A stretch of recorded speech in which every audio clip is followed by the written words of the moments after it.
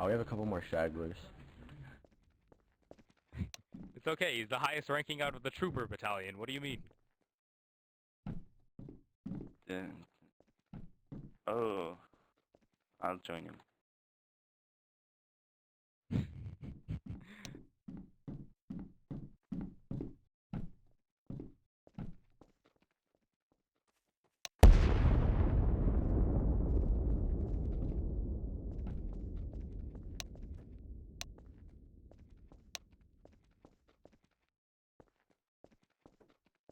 Am I missing any mech call signs?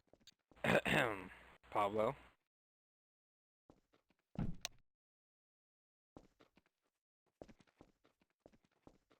Thank I you. would appreciate it if you did not do that.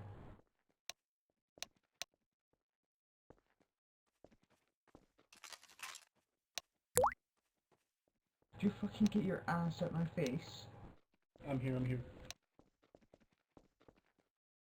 Go sit down in that CLL.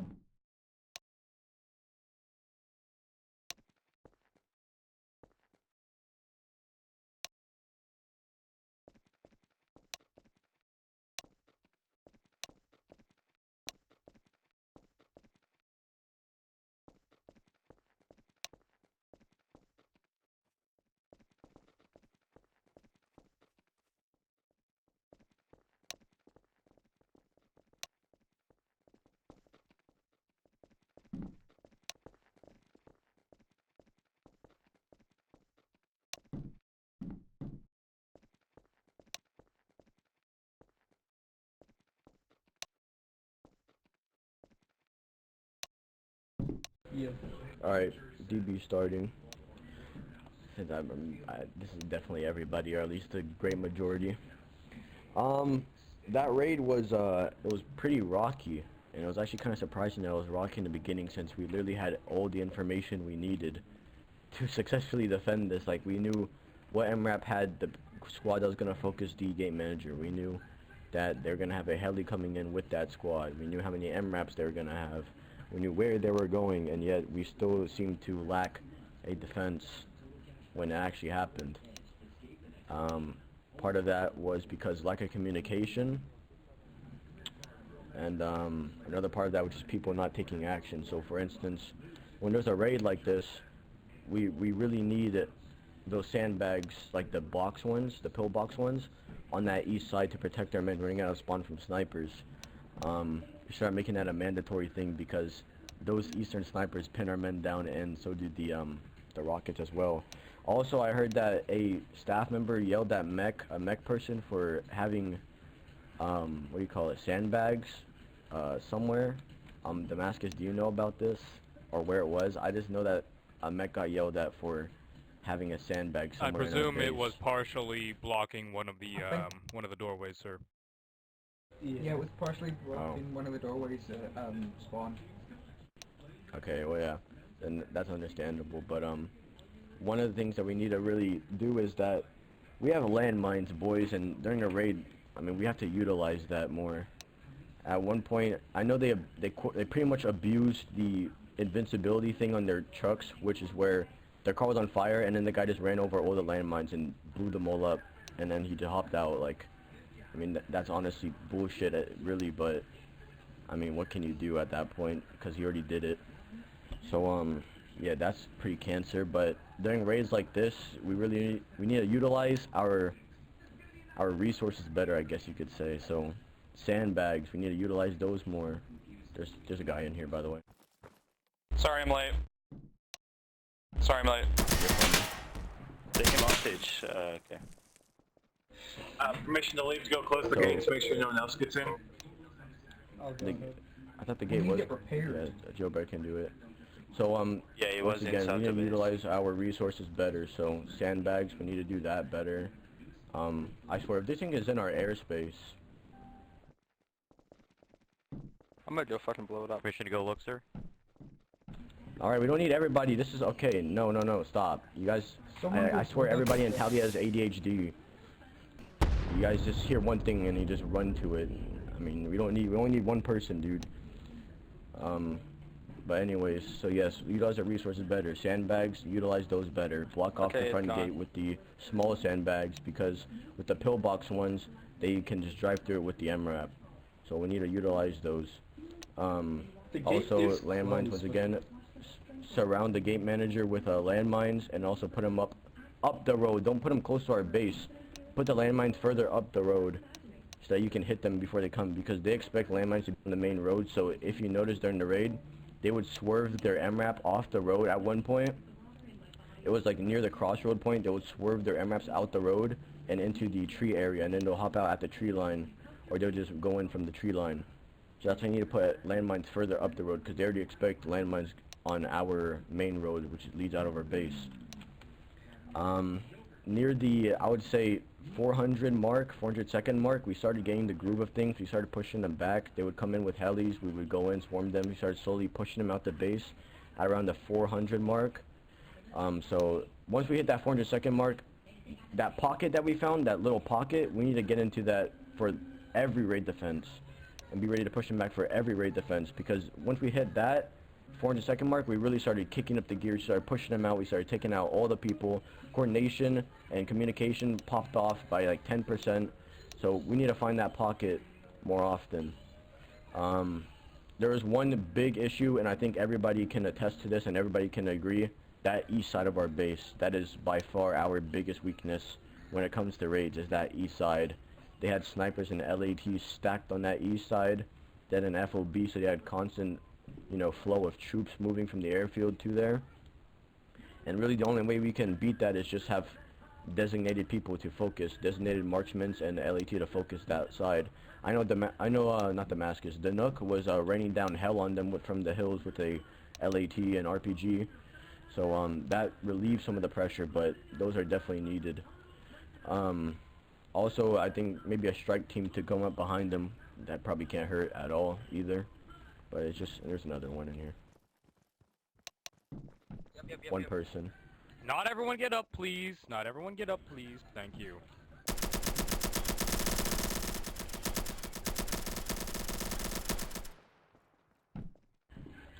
Alright, so Quickly, yeah, before we strike continue, teams. I was- Yeah, what's Quickly, up, before we Jimmy? continue, I was gonna say They we got should, it. like, design like a sort of defense unit.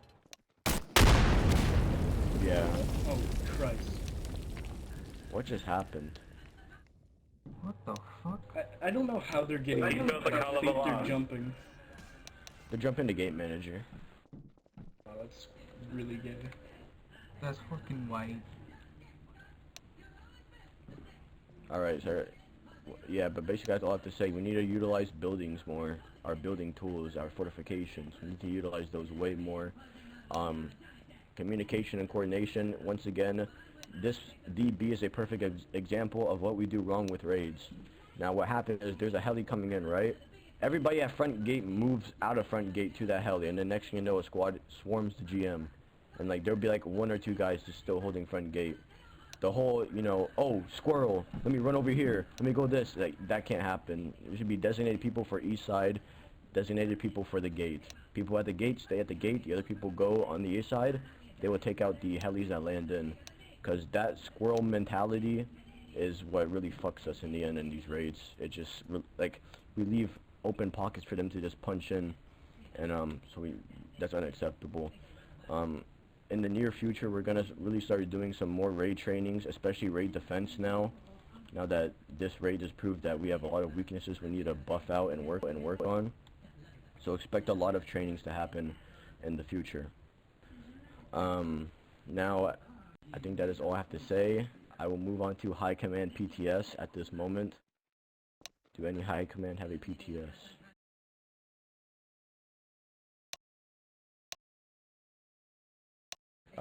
Well, Damascus outranks you, Jailbread, so Damascus. No, Jailbread, you can go ahead and go. I can wait. Okay, Jailbread. Okay, so I won't lie, even though I got up at the 500-second mark, I could have done better, but I just want to point out that, remember, if they run over the mines with their flaming fucking MRAPs and they do it intentionally, it is exploiting, so if you have proof that they're doing Yeah, it that is right. on purpose, you can call staff members on them. So, but don't be salty if you see Yeah, them on accident. there was a couple of them doing that, and that really they pretty much just wiped out the whole minefield at that point, which is dumb. And hopefully Scott patches that in the near future, because it's supposed to one-shot everybody inside the MRAP, which it doesn't. So hopefully that gets fixed in the future. Any other high command PTSs? Alright, then I'll move on to officer PTS. What? Oh yeah. Oh, yeah, go, I forgot. Bruh. Don't worry, I'll make this quick. I would just like to apologize for the lack of high mech commitment, as many of them had presumed that I would, kind of give them orders. Problem was, though, as soon as the raid had started, I had been proceeding with an officer training. Quick plug, by the way, congratulations to Second Lieutenant Capty. But in the meantime, so I was on, and actually I was a recruit and mech, so I had literally no say in anything. So my apologies in that regard. Otherwise, I think, like, something that I noticed is I never really saw throughout secure communications anyone yell out, "Hey, join this radio channel." Ever. That entire Hope time. you spanned it 4 times, by the way. Or 4 times at what point? Phil actually put it out, before the raid even started. Precisely. Said 47.7. Yeah, Phil put it out there. So I guess, I mean, Perhaps I can it's see how just you probably personal, could have missed but it, because during that mark you were training. So perhaps. So yeah, just a quick apologies in that regard, and yeah, Mech, we need to work on sandbag placement, because supposedly an individual, right, had a problem with placing sandbag and it blocking spawn, which I guess was a problem, I suppose. I've not heard that being a problem yet, but I guess we'll have to work on it now. alright, now we'll move on to officer PTS. Any officer have a PTS?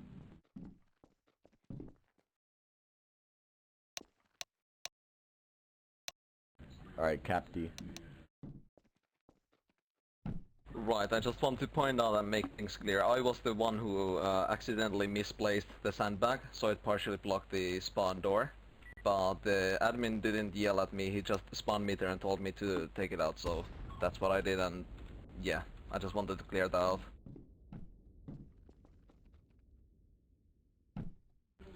Okay, now everybody else pretty much. NCO and below, PTS. Oh Jesus Christ. Alright, we'll go Gwen first.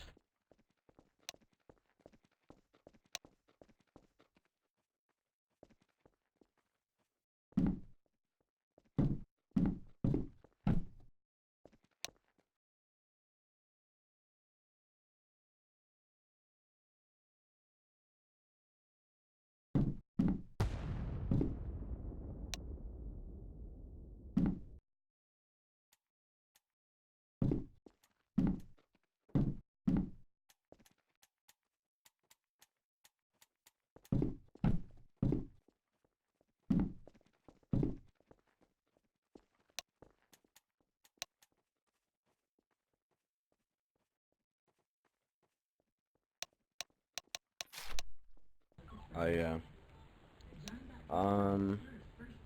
Jimmy. Right, I have 2 things to say. Maybe in the sometime near future we should build like a sort of defense team, sort of like. And 2, the reason that they were finding it sort of tough to get out of spawn is because they were sort of like spawn camping us. Yeah, and that's why the sandbags on the east side should temporarily relieve that spawn camping, but oh my god, hold on. Give me 1 second. I'm pretty sure this thing's in our airspace. To continue what he was saying, basically our big problem is they can technically do that during a raid. The easiest way that we can alleviate that is by building kind of off to the east, which is that direction, and it prevents enemy marksmen from hitting us for most part, but otherwise you just kind of have to push from there and prevent. Alright. Who is next on this list? Jala.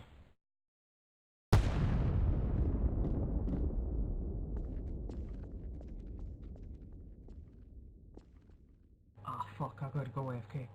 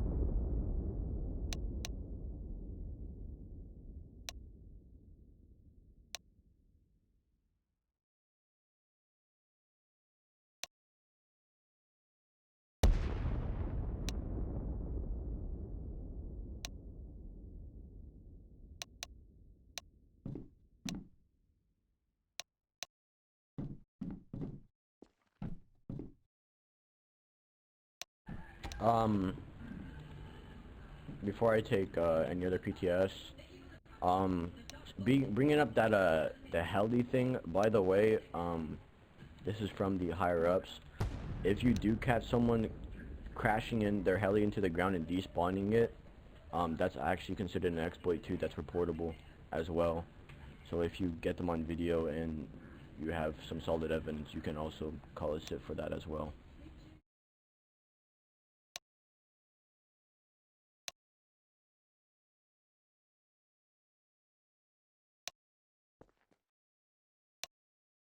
I believe Rocket Bill called a PTS.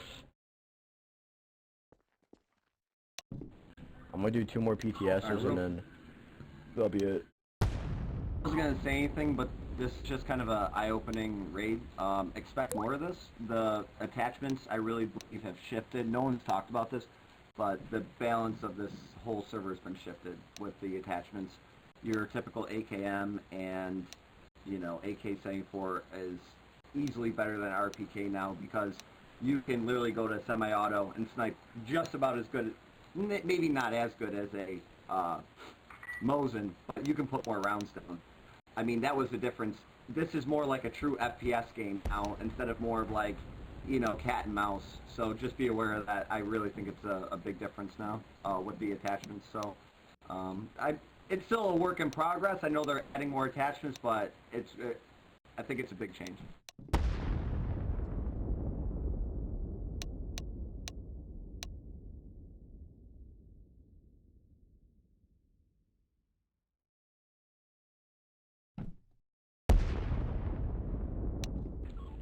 Oh yeah, I agree with that. So once again, I'm doing 2 more PTSs and I'll be final. Let's see. Antilac. So, I kept putting these small sandbags in front of the gate, but they would instantly get mowed down by the 65th machine guns. And if we were to block off the entire east side, that would cost like 300 sand, and we're not going to be able to have that much sand for every single raid. I know I don't. So yeah, I don't think that's a viable option. And then if the fucking server crashes, all that's gone. Because I built a bunch of defenses before the server crashed in the last raid, and now they're all fucking gone. So yeah, that's all I have to say. 1 more PTS. Alright, Hancock. Okay, so during the raid, we had too many snipers on the mountain on the east side, as I said before, and we just couldn't deal with it until the 400-second mark where we actually did something. And no one was sharing any information on where people were. I heard as I was going around the base, we had no divided areas to the east. So I think we had more organization, probably done way better there. Yeah, communication was definitely lacking in the first half, or more than first half of the raid. But once the communication actually started, you know, increasing, which was around that 500 second mark, that's when we actually started pushing them back and everything. So that just proves that communication means a lot. You know, I'll take one more PTS. 'Cause I saw Phil put this earlier and I never did his. I kind of skipped him. So Phil.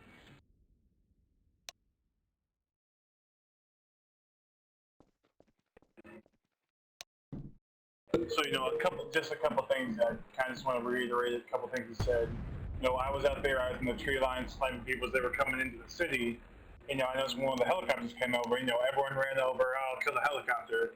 And at the same time, like 3 dudes just ran out and were just on the gate manager. Because no one was there. There's one we had to get repaired, but no one was there. No one, I gotta stop sound real quick. No one was there, no one was picking them up. They were all just watching. They all just, you know, flocked over to the helicopter and just let them blow through our gate for the second time. Another thing is, you know, we knew this was coming in advance. We knew it was like, what, almost 10 minutes in advance that it was coming. We got the minefield, they took out the exploits, so you can't really fault them there. But, like, by now we know that they will set up machine gun nests in that, you know, to the right of spawn.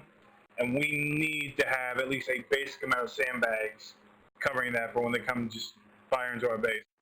You know, that really hampers our ability to get out and to counterattack when we have to first push out of our spawn.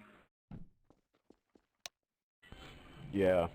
So to conclude this debrief, as I stated before in the beginning, expect a lot more of raid training, but specifically raid defense. Yeah, Rocket, that's actually a good point too. Oh wait, Swinny's back. Of course, Swinny wants to come in at the end. Alright, Swinny.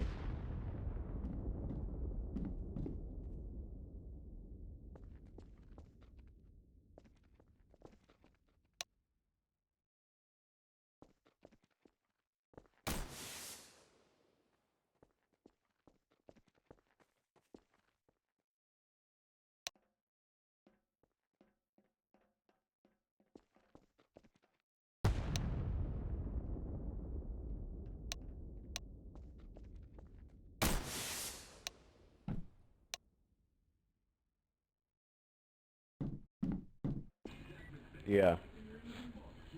PvP I don't think is really our issue right now. It's just they overwhelm us with numbers, and we need to really work on dealing with a constant influx and flow of troops.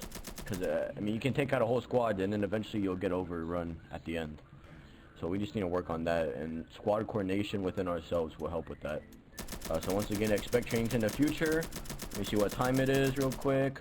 And tournaments in 2 hours, boys, so keep an eye out for that too. As for that, that's pretty much everything, boys. You are free to fall out. And also, let's go and recapture those points. They took out like most of our points.